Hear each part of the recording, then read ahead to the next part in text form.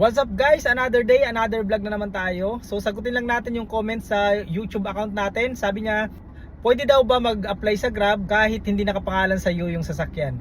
So maraming natatanggap akong comment na katulad nito. Paano mag-apply sa GrabCar kung yung may-ari kaibigan or yung may-ari nasa abroad, paano nga ba i-apply sa GrabCar? So ang sagot dyan sa tanong mo, hindi ka pwede mag-apply kung hindi nakapangalan sa iyo yung sasakyan. Maliban na lang kung yung may-ari ng sasakyan ay immediate family member. So ano nga ba yung immediate family member? Kung yung may-ari ng sasakyan ay tatay mo, nanay mo, anak mo, or asawa mo, pagkasal kayo, or kapatid mo, kung wala pa siyang asawa, pwedeng ikaw yung mag-apply sa Grab.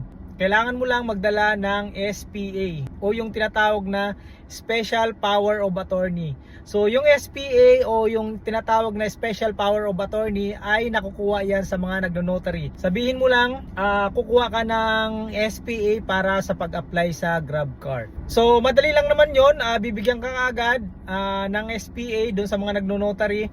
Tapos, yun na yung dadalhin mo doon sa Grab kasama yung mga requirements ng iyong sasakyan. And isama mo na rin yung ID ng may-ari ng sasakyan. So, tatanggapin na yan doon basta immediate family member yung may-ari ng sasakyan.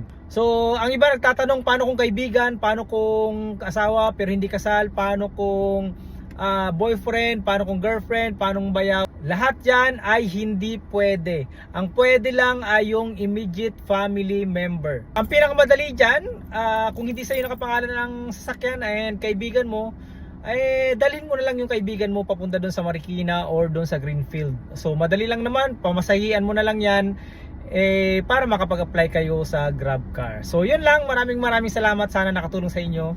Ingat tayong lahat.